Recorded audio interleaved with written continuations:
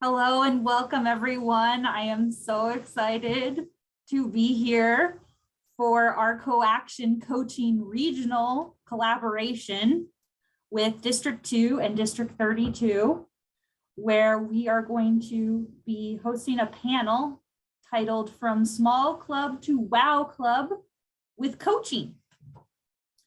And to start us off, we have a quick icebreaker so that we can all get to know each other a little bit better. And so today's co-action icebreaker question is, you may want to write this down: how has your club struggled or succeeded at growing itself? And you will all be put into small breakout rooms so you can talk amongst yourselves on this question for 5 minutes. So it's pretty quick, so only 1 minute per person. I trust you all, and I will see you in 5 minutes. Thank you. Welcome back. Thank you for participating. We're glad to have you back. Now we are going to use our chat to share our feedback on the icebreaker. If you have specific feedback on how it went, feel free to send that to myself or Linda as a direct chat, or Debbie. But otherwise, just tell everyone what impressed you most from your breakout room icebreaker session.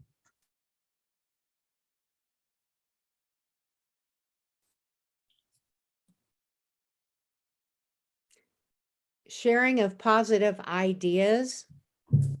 That was neat to hear from the other two that were in the breakout room, that they had positive things that had worked in the past. We're all kind of suffering from COVID, but they had some good things they'd done in the past. Awesome, awesome. And I see a lot of great additions to the chat, and especially focused on hybrid meetings. And I'm sure that that will come up a lot. I am so happy to welcome our panelists. We have a speaker today. We have multiple club growth directors from District 2 and District 32. And we even have Heeren Burgess online here, who's a club growth director as well from District 21. So welcome all of our dignitaries, guests, and Toastmasters to our meeting today. Now let's get started. Our first panelist, Roxanne Strutz, DTM, joined Toastmasters in 2016, and she's quickly moved into leadership positions on the club level and in District 32. She's a member of 5 clubs. Roxanne is keenly interested in coaching clubs and mentoring individuals, and she's the chair for District 32's Coaches Corner Committee. She has earned District 32's Rising Star and Shining Star Awards and has been division director twice, and now twice she's been area director. Roxanne is our first panelist discussing the hows and the whys for helping clubs become wow clubs. Please join me in a virtual welcome for Roxanne Strutz.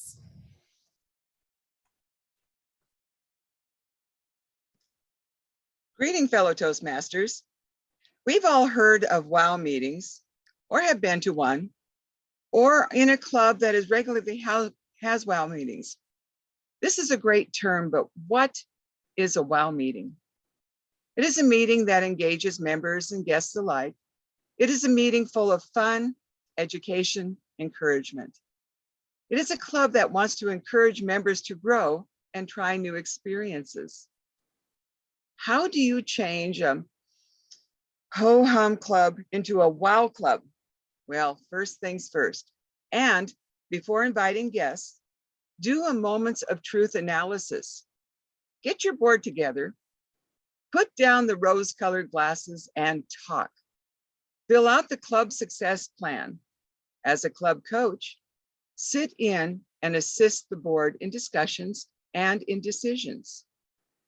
I heard a wonderful presentation by Jim Sultan, making your club the best club in the world, where he used the analogy of a club being a house. He describes the analogy in 3 parts, which I will also use. Tidy up the house, plan the party, and invite the guests back. A house is where members live, where behaviors are normal, and the place looks lived in. Likewise, in a club, the members become very comfortable with the venue, the way the members interact with each other, the inside jokes, the history. And anyone who visits has a choice to accept the house or not. If you want the guests to say yes and stay, there are certain actions to take to tidy up the house. It's time to tidy up the house. Remember the moments of truth? Use that as your action guide. Is the club meeting on Zoom or other formats? If the club isn't planning to meet in-person meetings, has the club practiced hybrid meetings? The club coach is a perfect person to observe and make suggestions, helping with this part of the housekeeping. Now, some of the most impactful practices to start immediately are practice starting and ending the meeting on time. Respect for the member and the guest time goes a long way to appearing organized and polished.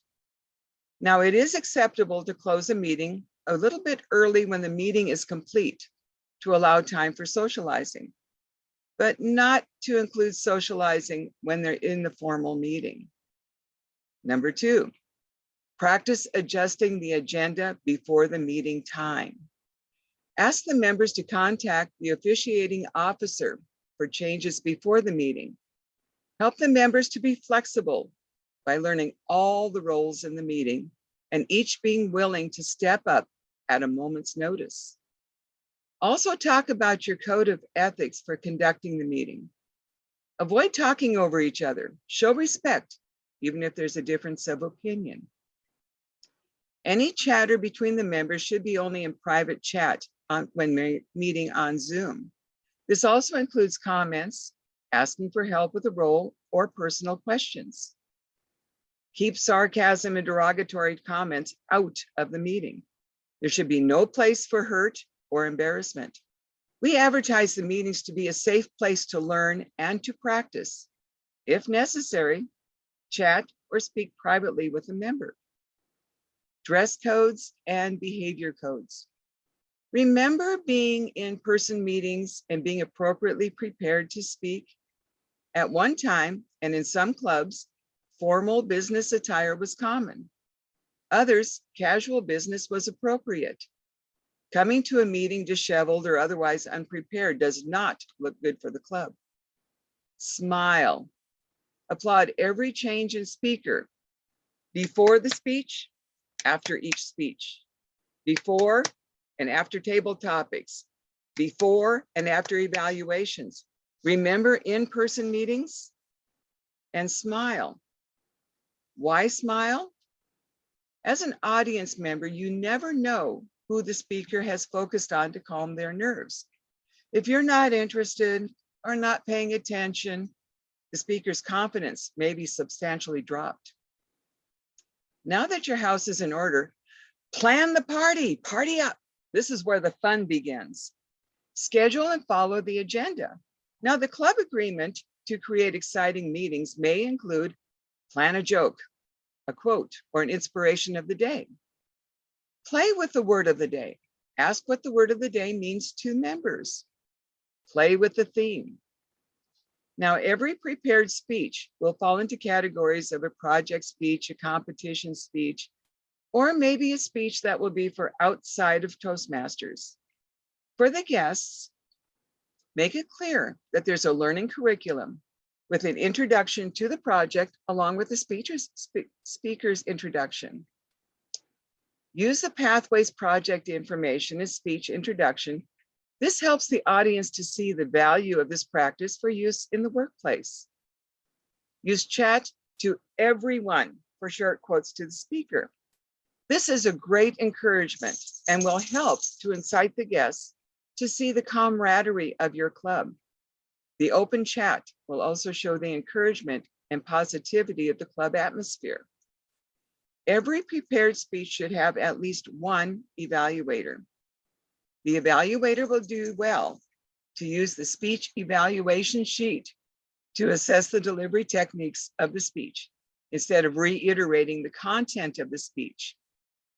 Make encouraging chat comments to the evaluator also to everyone. Strong and helpful evaluations will hook a guest a lot faster than great job and a pat on the back. There are some interesting ways to make meetings fun and unusual. Themed meetings help with this. Toastmasters magazines periodically prints articles on how to spice up the meetings. And here are a few suggestions. Costume. Holidays are a great way to have members dress in costumes or colors of the holiday. Halloween, Cinco de Mayo, Independence Day, Valentine's Day, Christmas. Ooh, ugly sweater contest, the Christmas sweater contest. Or props. Common props that can be used are like favorite coffee cups, hats, or scarves. Activities that include speakers may be reverse meetings, or how about fractured fairy tales? Now, the recognition of achievements. Remember the moments of truth? When a member achieves a completed level in pathways, let everybody know. Make a celebration. When a path is completed, make even a bigger celebration. If the district makes awards or recognitions to your club members, celebrate. Celebrate any and all achievements in members' workplace or school. These were most likely made possible because of confidence from Toastmasters. Celebrate them. The following special events can be encouraged by the club coach. Encourage members to attain officer training or membership development days or melee. Encourage members to work on levels 3, 4, and 5 projects with speechathons, special training events, speech craft, youth leadership program. Encourage members to join district committees and district offices for credits for DTMs, the Distinguished Toastmaster. When the meeting is about over, ask for feedback from the guests and let them know they would be a good fit for your club. Ask the guests, would you like to join? Send them a guest packet and then follow up. When a club coach encourages a club to excel meetings and excellent meetings, great things happen to members. They gain confidence in learning, practicing the craft of speaking, mentoring, and leadership. It is a win-win situation. Sell confidence. And in conclusion, there are many small but important factors that can make a club go from to wow in a very short time with teamwork. Moderator. Thank you so much, Roxanne. And thank you to our timer, Bob King, who's keeping track. Bob King is a DTM and he's even moving outside of the screen so that you can see the full color. So thank you for that. If anyone has any questions top of mind for Roxanne, we are going to have a Q&A in 20 minutes, but if you're like me, feel free to just write the question now into the chat and I will keep track of it for you and ask it later. While we transition to our next panelist, who is a past District 32 Director, DTM, and student of club marketing, Kyle Hall. While every club has its struggles with growing membership, small clubs have special problems and they require special solutions. So here to share his thoughts with us on marketing your small clubs, please help me welcome Kyle Hall. Thank you, Sarah. Let's talk about the elephant in the room. The elephant in the room is that thing that people like to pretend they don't see and they don't talk about, and they work their way around it. In the case of small clubs, the elephant in the room is nobody needs members more than small clubs. A small club can dry up and blow away in a month. But also, small clubs have fewer people and they have tired people. So small clubs have a real uphill battle. So what do we do about this? If you're a member of a small club, if you're an officer in a small club, if you're a coach for a small club, one of the things you need to do is have a sit down with your club, talking about growing membership and also talking about how do we protect our members' energy levels. When I joined a club a while ago, and they were at 12 members, and they asked me to be on the board, and I was on the board, and I said, hey, we need to grow our membership. We should get our membership up to back up to charter strength. And the reaction I got was, or, oh, this again, the big eye roll. The officers and a lot of the members were suffering from what I call meeting fatigue. Of course, this club at the time was meeting twice every 2 weeks, or twice a month, and 3 speeches, 3 evaluations, table topics. They were suffering from meeting fatigue. I have seen clubs. I saw a club that had 6 members.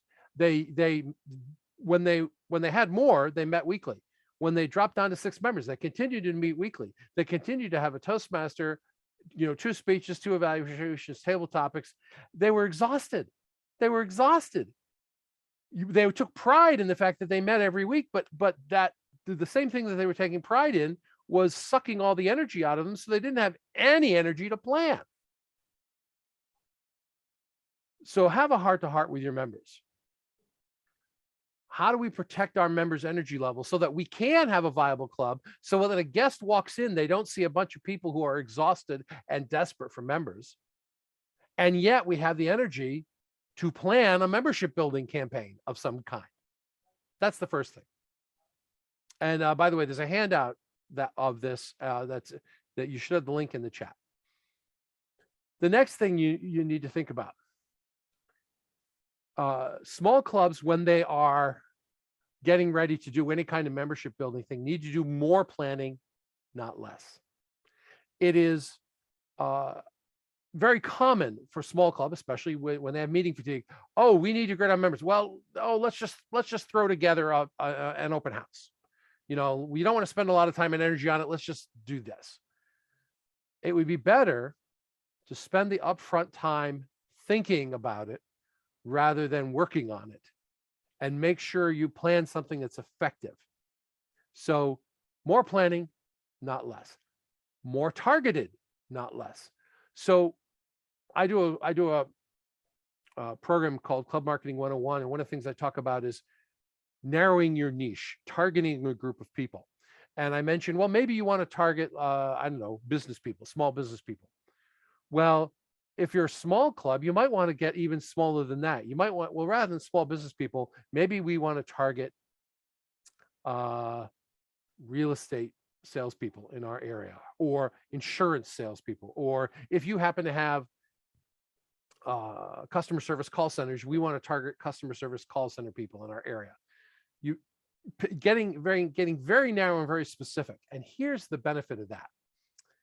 When you narrow your niche, it becomes really easy to figure out how to talk to them. Let me give you an example. The bigger niche, let's say you want to talk to small business people. Well, how do you talk to small business people in your area? Well, you could go to the Chamber of Commerce. You could see if there's a small business newspaper in your area that you could put a flyer in. You could go to a small business supply store and maybe talk to them. Maybe they would send out something to their clients on your behalf. If you narrow that even more, let's just say insurance people. We're going to go after insurance people. Well, there's probably an insurance association in your area. You could certainly look up all the insurance brokers in offices in your area and visit them. It becomes really easy to figure out how to communicate with your audience when you narrow it down. Here's one of the most important things small clubs can do. Test before you work. And this is part of that more planning, not less. So let's say you're going to go after real estate people. I like using this example. You're going to go after real estate people. So your club thinks, well, maybe we'll put on a workshop on how to show a house. And we'll figure out how to do it, or we'll find somebody who knows how to do it. And we'll put on a thing on how to show a house and invite all the real estate people, and maybe some of them will join the club. But do you really want to organize that whole thing and put the flyers out and advertise it without knowing that people are going to show up? So what do? How do you test that? Well, you come up with a title and you write a few sentences, and now you make an appointment to go talk to a broker or the head of the real estate association in your area. And you say, hey, we were thinking of offering this. Here's the title. Here's the description.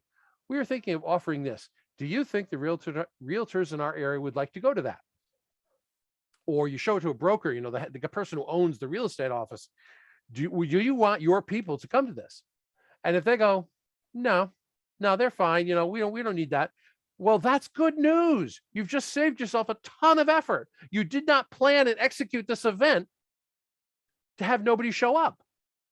So instead you say, well, okay, what would work? Well, we'd like them to get better at finding new clients.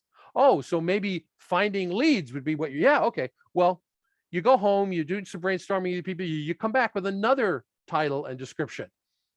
10 ways to find new leads in your area. If we put this together, would you say, oh yeah, I like that. I'll send my people to that one. If you put that on, I'll send them. Okay. That's good. You've just that test before you work, you just saved yourself a ton of effort. And now you know that what you're going to produce is going to be something you're going to get some butts in the seat. It's not guesswork anymore. Now, what else can a small club do to make this job easier and to conserve their energy?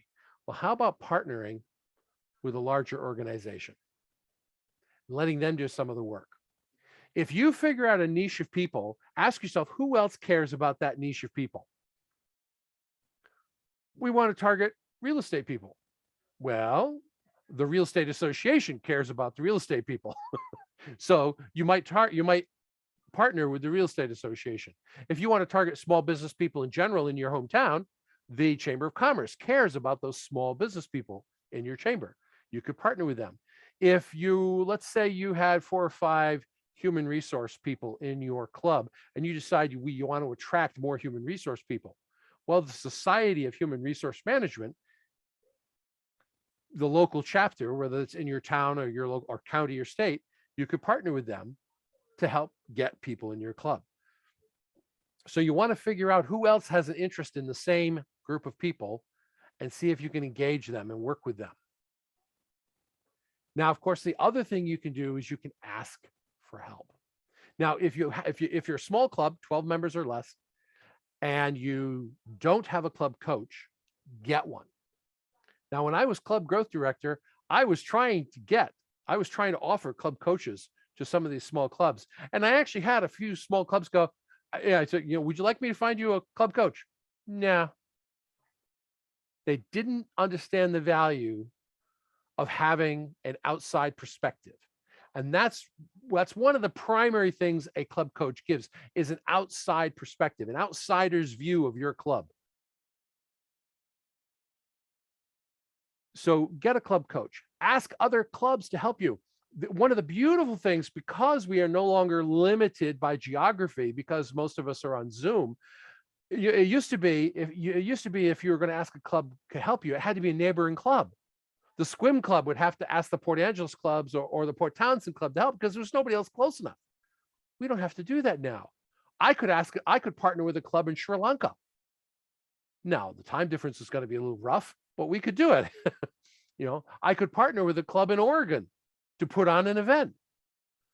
So think about that. Let's say you want to do something for real estate people. Find another club that wants to do something for real estate people. Do it together. partner, share the work and share the benefit. Also, involve your area director, involve your division director, involve the district trio, the club growth director. If you're not sure what they can do for you, ask. In the area report that people fill out there, what can the district do for you? And one of the most common questions that comes back from the clubs is, we have no idea what they can do for us. What can you do for us? Well, ask. So that's the elephant in the room. That's what small clubs need to do to market themselves. They need to conserve their members' energy and think smart. Back to you, Madam Moderator. Thank you so much, Kyle. I will also virtually clap for you. At this point in the agenda, we're moving into our question and answer portion. And I have not seen a question come into the chat yet, so I hope you are saving your questions and ready to ask them right now, because if not, I'm going to ask my questions, which may not cover what you wanted to know. My first question is for Roxanne. Roxanne, since you just started being a Toastmaster in 2016, can you tell us a little bit about like how your journey has happened so fast from joining to DTM and now coaching and collaborating? And like, it just seems like that's kind of a lot in such a short time and through COVID. That is true. But one of the things that I did is I found somebody that was already a DTM to be a personal mentor. And that was Larry Crack. So when I had questions and I did not know that much about Toastmasters, he was able to show me or tell me steps to take and things to challenge myself to try. And then I got my first CC. It took me about a year. But at the same time, he said, well, why aren't you working on your competent leader? It's like, what is that? So I was able to work on that. And then he said, well, now that you've done this, you need to start working on the next books. Well, when we went to Pathways, I started doing the same thing with several other people with me that I tried to mentor and also teaching a little bit about what Toastmasters is.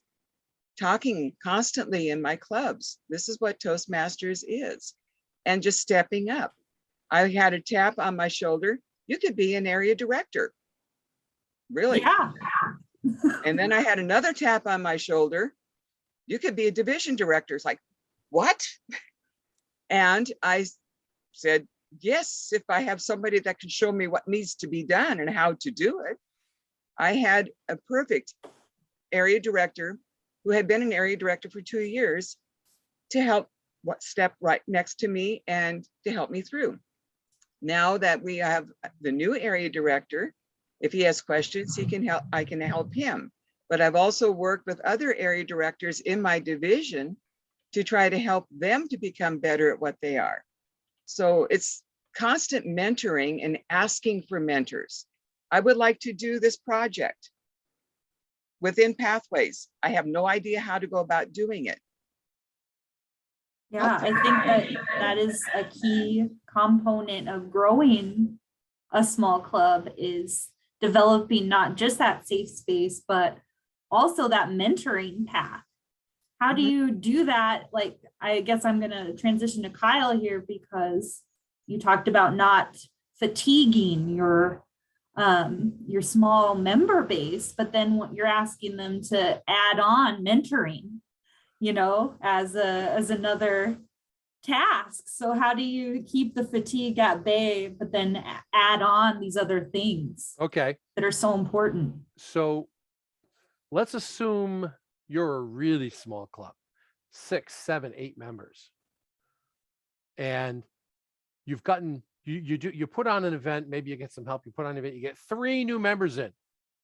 Well, you might have the people where you can assign the new members to your own members to mentor them. You might.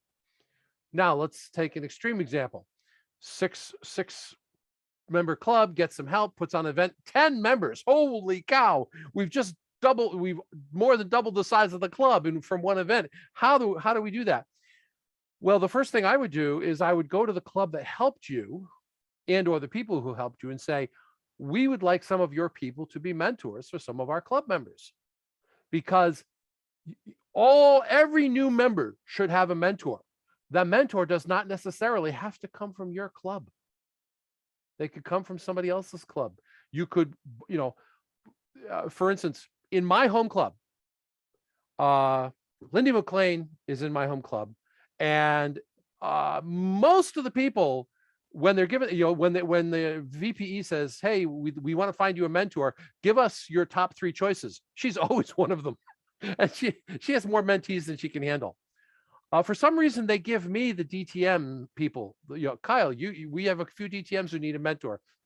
You deal with them. Well, those people don't need a lot of time and attention. So, I could, theoretically go off and mentor somebody else in another club. As an example, that's how I would solve that particular problem. Awesome. Thank you, Kyle. I appreciate that. I do have a couple questions. We have one just clarification question about membership dwindling. Basically, just to clarify your suggestion, Kyle, did you mean for clubs that were meeting once a week to just go bi-weekly until they can sort of get back on their feet? Okay, so there is no formula for how often a club should meet at what size. Okay. The club has to have a heart-to-heart about how do we preserve our energy and yet still be a positive thing, still have a club that's here so that when we're ready to have an event, we still have a club that's existing. How do we serve our members? So here's some options. If your club is meeting weekly, you could drop it down to twice a month. You could do that. Or you could continue to meet weekly, but 1 week is a full meeting, 1 week is just table topics, and the next week is an event planning meeting, a marketing planning meeting. So you invite people to the normal meeting, and you invite people to the table topics meeting, and you don't bar people, but you don't invite people to the planning meeting. And that way it's doing a table topics only meeting is fun, but it doesn't take a lot of energy to plan it. People don't have to plan speeches and come up with themes for the meeting and so forth. So that's just some ideas. You could reduce the number of meetings, or you could just change the way you organize them. Thank you for that. I appreciate that clarification. I have a more specific question, and Judy, feel free to elaborate on this, but Judy's club is a small club, and they're having an open house on how to craft a speech with a DTM who's done successful open houses before, but their audience is broad. So how does she work to narrow that focus when she has such a broad audience that she's trying to hit? Or even how to market to that broad audience, to people who want to learn how to craft a speech. Thank you. Okay. So I thought Sarah said practice a speech, but it's how to craft a speech. Okay. So in this case, your niche isn't people in a particular business, but it's people who need a particular skill across any niche. So, okay, how do you, that's an interesting challenge. How do you do that? One of the things I would do is I would make a list of people who need that skill. Independent salespeople of any kind need to be able to craft a speech. Now that could be insurance salesmen, real estate people. It could be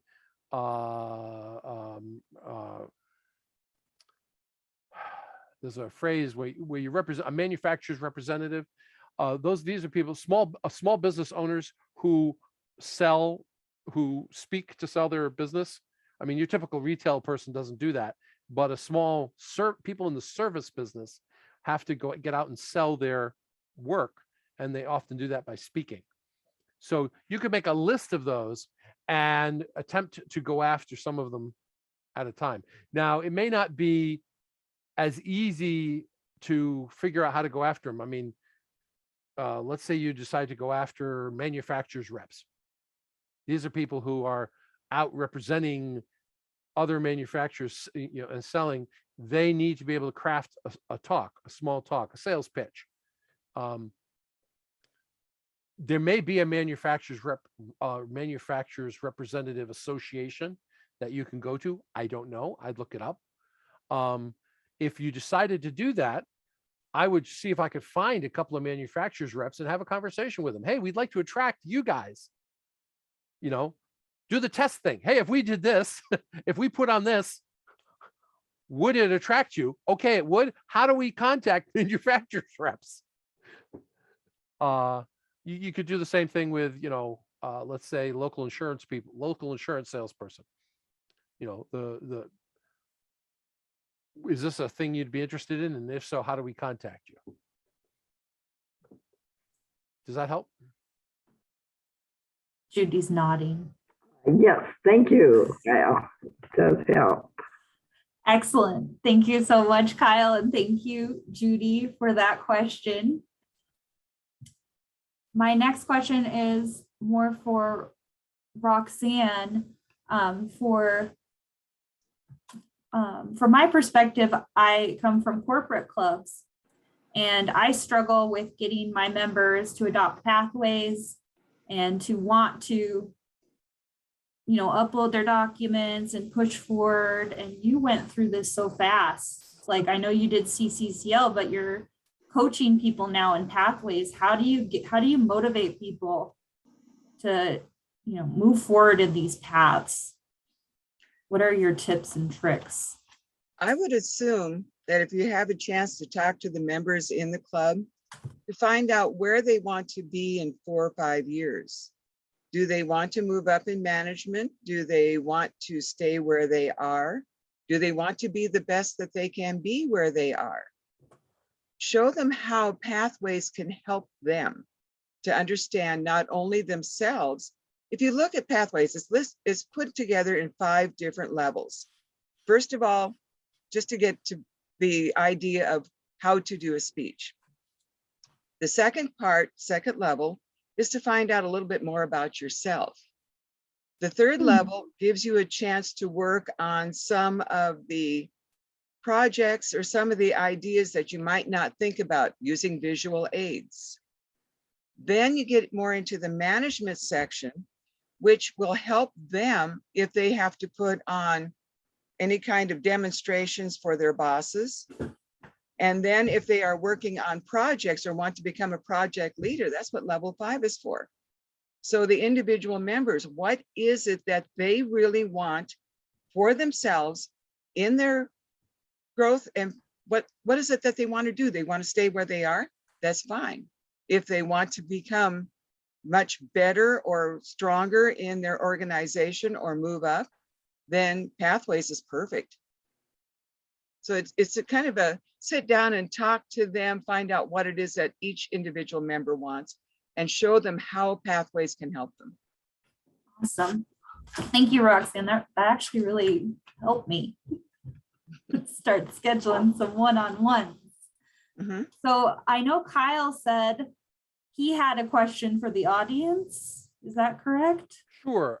One of the things Roxanne and I were discussing planning this event is that it's been my observation that the clubs that I've seen go from struggling to successful, when I was in the trio, the clubs that I saw really grow focused on adding humor and camaraderie to their club and having strong evaluations.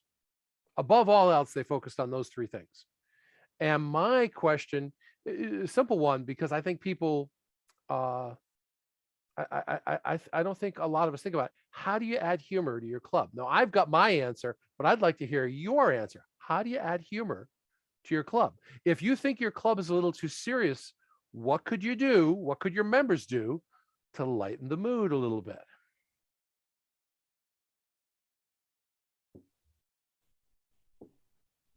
In our club, we like to add words that, for the word of the day, that you would feel uncomfortable or silly about using, such as sits or kicks, or purposefully making it a filler word. And people will start to giggle. Okay. How else? Linda? Sorry, clicked the wrong button. I join a club often that has a poet master and another club that has a joke master. Another club I attended had a listener, and the listener and poet master were similar, where they just give a recap at the end of the meeting. And with the poet master, they give a recap of everything that happened in the meeting in an interesting and humorous way. Okay, thank you. Other ideas? There's some good ones in chat. We had a hat day and that was lots of fun. Dress up to the theme. We've definitely done Halloween parties at my club, have been super fun. Speak like a pirate day. Arr. Backwards meeting day. Yep. Yeah, the fun thing about the backwards meeting day is the evaluations come before the speakers. And it's really fun if you give your speech and try to do exactly what the evaluator said you did in the evaluation. So if they mention the fact that you use this odd word 27 times, try to include it in your speech 27 times. So it's a fun, backwards meeting is fun. How about something simple like a fun theme? And what do I mean by that? One of the most boring themes I have ever heard of is it's May and somebody does, hey, it's baseball season. How about it's baseball season? Why do you love it or hate it? You know, as soon as you start asking people how they feel about something, it's a lot more entertaining. I like these in the chat. As a Toastmaster, you just deliver a joke. Someone holds an annual LOL event each fall instead of a speech contest. Have your Zoom background match the meeting theme. I've actually tried to change my Zoom background throughout the meeting with varied success. Karen Burgess, what do you have for us? Oh, I was going to ask a question about whether anyone has had any success working with chambers of commerce, because we have several memberships throughout our district, and we're trying to optimize how best to target those. And I'm sure that you have them in Washington and Alaska as well. So how has anybody had any experience with that, and how successful has it been? And do you have any suggestions? Kyle, do you want to take that one? So I haven't worked personally with a chamber. There was a club I know that was working fairly closely with a chamber, and they actually negotiated, hey, if you give us a free membership, we'll put on a how to run a meeting seminar for you, or we'll put on 2 of these things for your membership during the year for free membership. Now, of course, once they get a free membership, now they have access to the chamber newsletter and the chamber mailing list and, you know, stuff like that. So they negotiated a swap of value. Some chambers are open to that. Some chambers are willing to negotiate. Some chambers are really suspicious and untrusting. You kind of have to get a feel for who you're working with.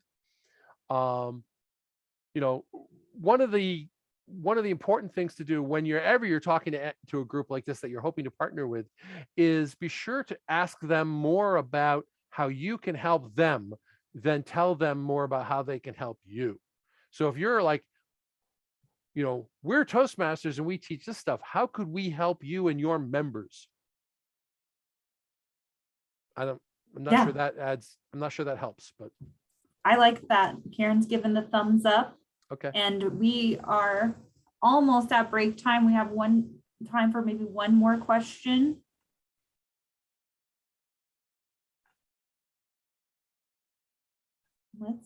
Then I will introduce what we're going to do when we get back from the break, so that at 7:35 when we return, we are all going to hear from a very experienced Toastmaster with basically it's been in Toastmasters since 1982.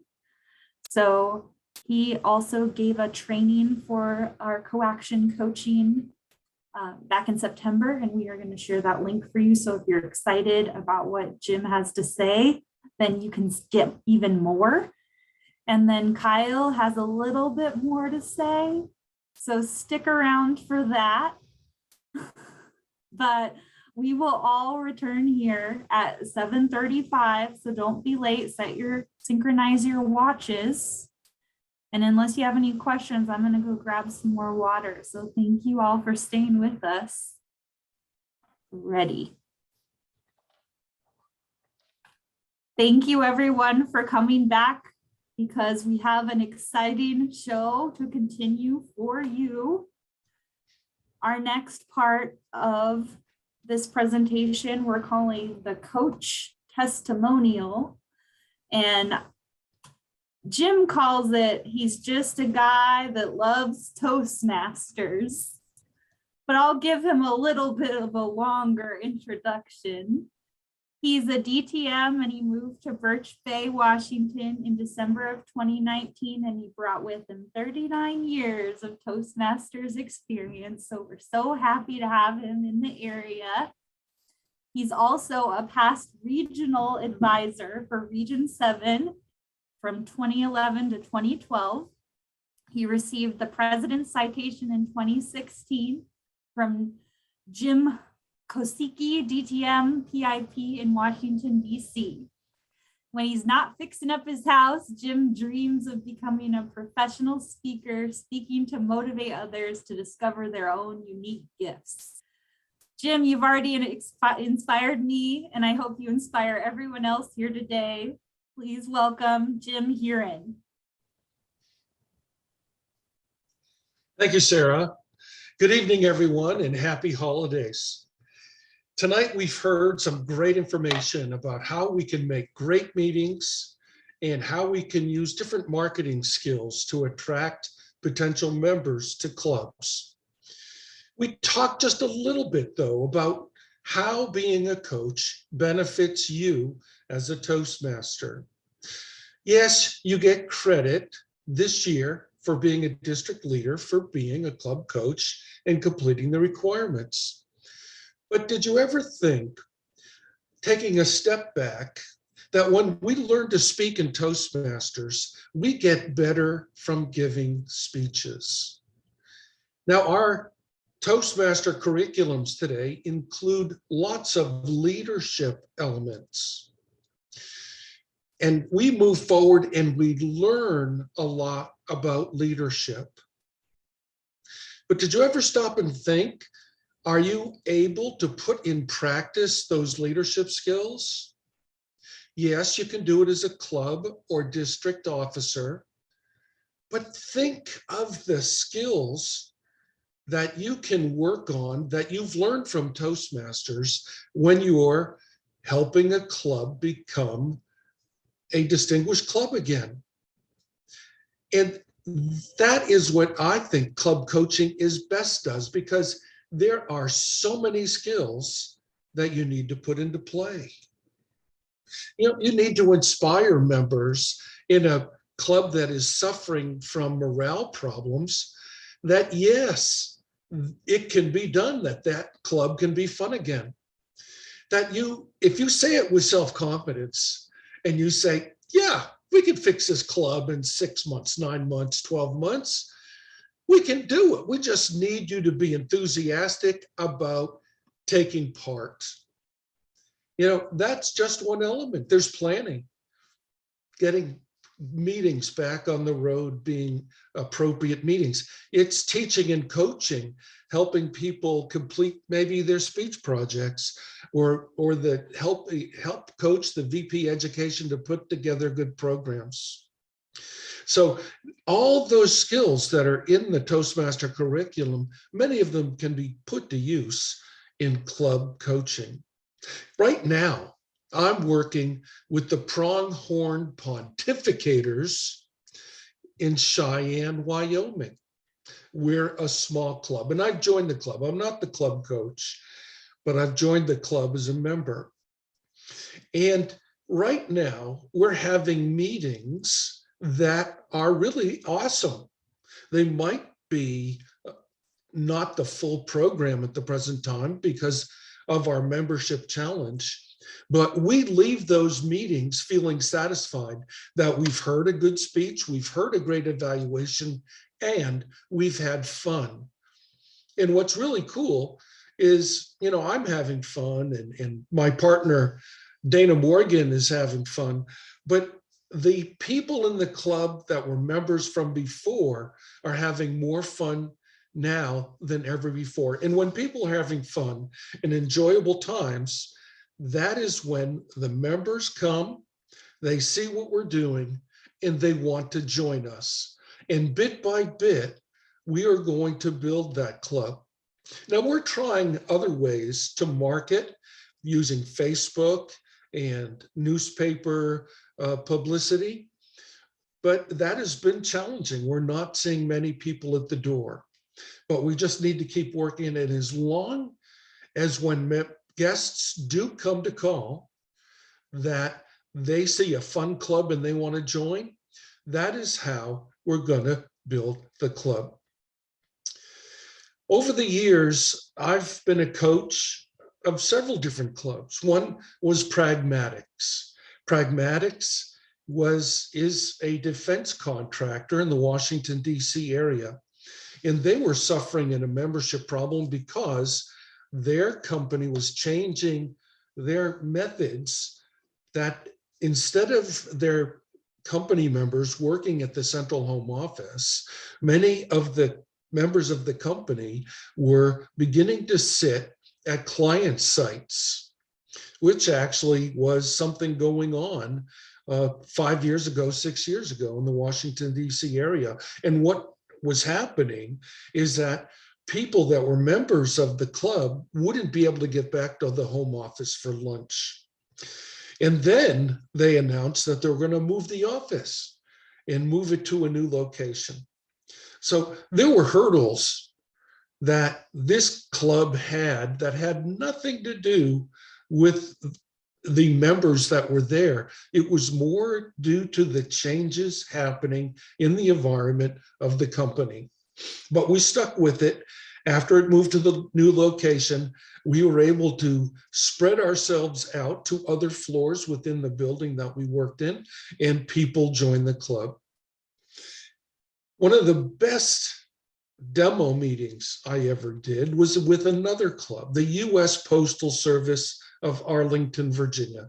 They were suffering with a lot of changes in the Postal Service.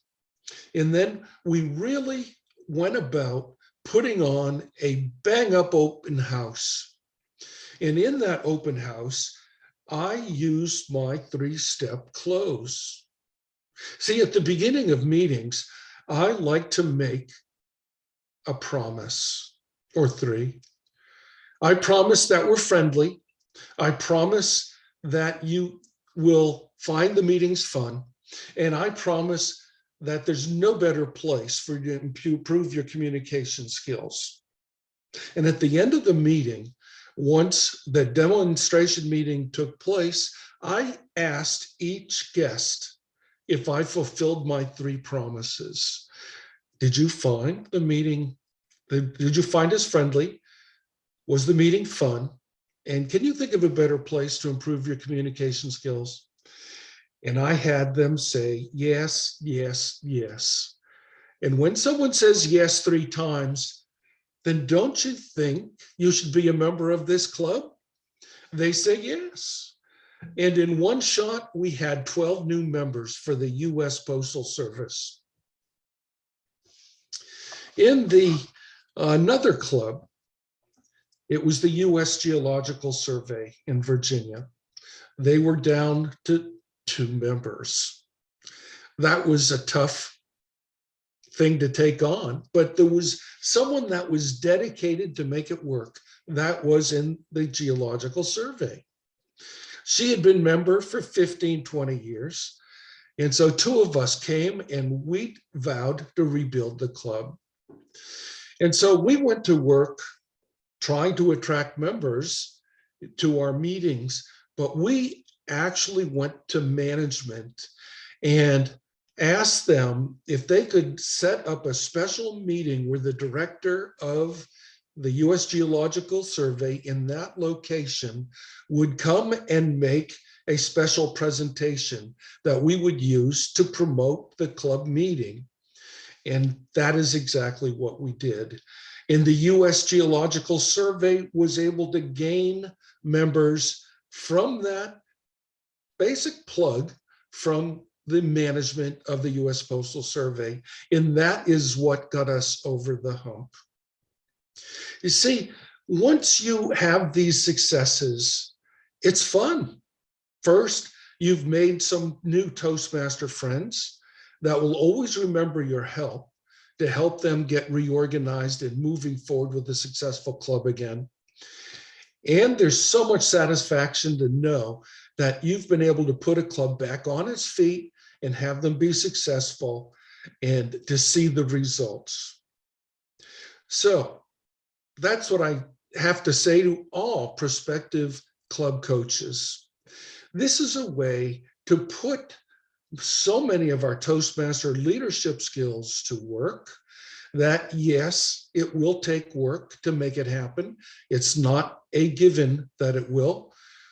But if you work at it, you focus on it, you put your game plan together in your marketing, if you go through your moments of truth and get the club working right, if you do all those basic things and your club becomes the great sales tool that it can be, people will join. And so I recommend everyone to get enthusiastic about their roles as club coach. If you're a leader that's not doing it, do it again. It's time to join, help Sarah, help the other districts in joining in with getting clubs back on their feet, because we all know that we've had our COVID fatigue. It's time to wake up and go back to being ourselves again. Back to you, Sarah. Thank you so much, Jim, for all of your wisdom and your encouragement to our small clubs and coaches that are here today and will watch this later. I definitely can relate to these stories, and I'm excited for a lot of you to be joining my coaching team this year. Just to finish out our meeting, we have some short presentation about how Toastmasters International has studied club growth, and they tell us over and over again that the personal invitation is by far the most effective way to get a guest to attend the club. A lot of you are here because I personally invited you. Is that not true? So why are so many of our friends and coworkers still saying no to our personal invitations? Are we asking this question wrong? To share with us a few thoughts about giving invitations that actually work, please welcome back Kyle Hall. Thank you, Sarah. Most of us have asked friends if, hey, you want to come check out my club? And they say no. And we ask them again, and they say no, and again, and no, and then again, and until finally they get fed up and they say, stop asking. Why are they saying no? Well, if you are asking the question, hey, you want to come check out my club? You want to come see my club? You want to come with my club to me? There's an implied, do you want to join my club? It's implied there. We may not be stating it exactly, but it is implied. And let's face it, which of us, not having gone to the club, not knowing how it will benefit us, not having enjoyed it, wants to join a club? That's like asking somebody, do you want to buy insurance? Well, until you've talked to the insurance person, you understand the cost benefit analysis of insurance. Nobody wants to buy insurance. No, the answer is no. So how do we give invitations that actually work? And there's a handout in the chat that matches what I'm going to be talking about here. We need to change the nature of the ask. So the first thing I want us to try out is the next time you're doing something that has you nervous, you're going to try Toastmastering a meeting in a way you've never done before. Like, I'm going to plan a funny meeting. Or the next time you're doing a speech that has you nervous and you're kind of worked up about it. The next time you're doing a contest speech, whatever, go up to a couple of friends and say, hey, would you come to my meeting? I'm doing this thing. I'm a little nervous. Would you come to the meeting and just be a supportive face? And you can do that even if the meeting is on Zoom. Would you just come and be a supportive face in the gallery? So I have people there I know who are supporting me. That's a very different ask. You're asking them to come and help you out. Now, this is particularly effective if you get a new member, because the new member is doing a lot of things for the first time. Your mentor, the mentor for the new member, should tell him, oh, you're going to do your icebreaker in 3 weeks? Hey, are you a little nervous about that? Sure you are. Tell your friends, hey, I'm doing my icebreaker. I'm a little nervous. Would you come and be a supportive face? Then a few weeks later, oh, you're going to be giving your first evaluation? Tell your friends, hey, I'm giving my first evaluation. Would you come? I'm a little nervous. Would you come and be supportive? A few weeks after that, hey, I'm Toastmastering the meeting for the first time. This is scary. Would you come and be a supportive face? By this time, the friends have been there 3 or 4 times. They're going, wow, this is a lot of fun. And maybe they're going to join. So new members are a great time to use the would you come and support me ask. Ask number 2. If you're doing a meeting that has a particular focus and you have a friend who enjoys that focus, let's say you're doing a meeting on storytelling and you have a friend who's a good storyteller. You could say, hey, Roxanne, would you come to this meeting? You know, we're doing a meeting on storytelling. Would you come? I think you'd get something out of it and you might even be able to help us out. You might be able to contribute to the meeting. Different ask. If the person is an expert, you could say, hey, Roxanne, we're thinking about doing a meeting on storytelling. Would you come and be a presenter? Different ask. Very different, but it's a chance for them to be of service in some way. Now, one of my friends in District 2, a great lady over there, she's passed, was Betty Eisenzimmer. When I met her, she was already a past district director, past international director. I referred to her as the grand dame of District 2. She was a great lady. But she would tell you, her boss asked her 7 times to come to Toastmasters, and 7 times she said no. And finally he said, I want you to come to the meeting and I'm going to come pick you up and I'm going to drive you there. And when we're done, I'll drive you home. He eliminated the obstacle of her having to drive herself there. And that was enough to get her to come to the meeting. So find out what people's obstacles are. My meeting meets at night. I know there are people, I live in a community that has a lot of retired people. Some of them can't drive at night. So if I ask somebody, hey, you want to come? And they saying, you know, they might be sounding enthused until I say it meets at 7. Oh, I can't come. Well, if it's a seeing at night issue, I'll come pick you up, drive you there, bring you home. So remove that obstacle. And then there's the blatant bribe. This teams up really well with removing the obstacle. Hey, I'll come pick you up, take you to the meeting, and when we're done, I'll take you out for coffee. Or there were some people who would like, well, I'll come pick you up, and when we're done, we'll all go out to Applebee's. If some of your clubs ever do post toasties, we would invite a friend to come and then join us for the post toasties afterwards. Now, in a Zoom environment, you might not be able to pick somebody up and drive him there, and you might not be able to bribe him with taking them out to coffee. But we have had members who we're really uncomfortable, well, I don't know how to get my computer to use Zoom. I'll come over and I'll set it up for you. And I'll sit there for at least the start of the meeting. I'll show you how to set it up, show you how to take it down. You can get it. That's the same thing. It's the same thing as driving him to the meeting, only I'm removing the technological obstacle. No, I can't afford to buy them a computer if they don't have one. Yeah, they're out of luck. But you figure out what the obstacle is and help remove it. I was thinking about but what happens if you've just met somebody? Your next door neighbors moved in and you're chatting with them over the fence. You just met this person. You can't invite them to your club like they're your long lost friend. How do you invite that person? And I thought about it, and it occurred to me, ask them, tell them you're in Toastmasters, and tell them you're working on a speech, and ask them for suggestions for a topic.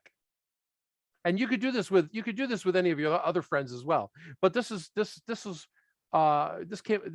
one I came up with that would work for new acquaintances. So I just met Judy, and Judy and I are chatting in line at the grocery store, and I'm talking to, hey, I'm doing this Toastmaster thing, and I have to give a speech, and I have to use lots of vocal variety. What topic could I talk about that would include lots of vocal variety? And Judy and I brainstorm a few ideas, and we come up, and she mentions, hey, well, why don't you talk about, sometime you had to yell at somebody? Oh, okay. Oh, yeah, yeah, I could do that. Now, I plan the speech. Hopefully I got Judy's contact information. I call Judy up and say, hey, Judy, remember we were brainstorming that speech? I'm giving it next Tuesday. You want to come hear it? It's your idea. You want to come hear it? That's another different invitation. The last one I want to talk about is the non-invitation. Now, the non-invitation isn't not inviting people. What you're trying to do is you're trying to get them to ask. And you do that. This works really well, or I should say it works best if there's two of you. Especially, let's say it's a company club and you meet at lunchtime. The meeting's over, two of you go off to a staff meeting. So it's really tempting when you're leaving the meeting to start rehashing the meeting. Hey, wasn't that great when Bob did this and Chris said that and Roxanne did this funny speech? Deliberately wait until you get to the staff meeting to do that. And at the beginning of the meeting, before the meeting actually starts, while other people are chatting about what's going on in the mail room, you two are sitting there rehashing all the fun stuff you did, the laughter you had in the meeting, and everybody else is going to get to hear it. Or you go to the water cooler and you have that conversation at the water cooler. You have that conversation in the cafeteria where other people can hear it. You're deliberately just postponing your friendly conversation till there are witnesses, so they can go, wow, these guys are having fun. Maybe I should go to that thing. Can I come? When do you do that? And you get them to ask you, and then you say, sure, come on. So you're trying to do that. Now, if it's only one of you, you could still do it. You could, for instance, show up at the staff meeting and go, wow, you guys should have been at the Toastmasters meeting. You wouldn't believe the talk Bob gave. He was talking about his brother-in-law, and you wouldn't believe the stuff that guy got into. You have fun with it and get people to ask you, hey, can I come to that? So try out some of these different techniques. Take them home, share them with your club, talk to your new members, especially the support technique. Would you come and be supportive? Just giving people a chance to be of service to you may get them in the room where they can find out how much the club can be of service to them. Now, this whole meeting has been about growing clubs. This whole meeting has been about how do you grow your club? One of the most precious resources that a district can provide to a club that wants to grow is a club coach. If your club wants a club coach, talk to the club growth director. If you think you might want to be a coach, if you're curious about being a coach, if you're scared about being a coach, but think it might be something you need to do, talk to the club growth director, because it can be a powerful and rewarding experience. And like everything Toastmasters, we never just turn you loose. We train you and support you and give you help. So with that, I hope you'll consider stepping up to be a club coach, and I hope you'll be successful in growing your clubs. Back to you, Sarah. Thank you so much, Kyle. So if you're not convinced after what Jim said and after what Kyle said, the district is actually offering even an extra benefit. So if you want to be a coach, let me know before the end of the year. Let's get you helping a club. I really appreciate all of our organizers, our attendees, our special guests. Thank you all for your participation this evening, and I appreciate your time, and we are out of it. So I hope you all have a wonderful night. Unless anyone has any extra questions,